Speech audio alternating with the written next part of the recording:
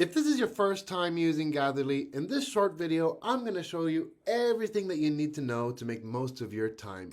Moving around is simple. All you got to do is simply click on different areas of the map using your cursor, and you'll be able to travel to those areas just like that. Alright, keep in mind that dragging your avatar does not work. In order to move from one place to another on the map, simply click on where you'd like to go and you'll move there. Next, just below the map, you'll notice a large green button that says Elevators and select a floor. That's how you'll be able to travel across the different floors of the venue. Clicking it once will reveal the floors directory, and then you can scroll down to see the floors that are available.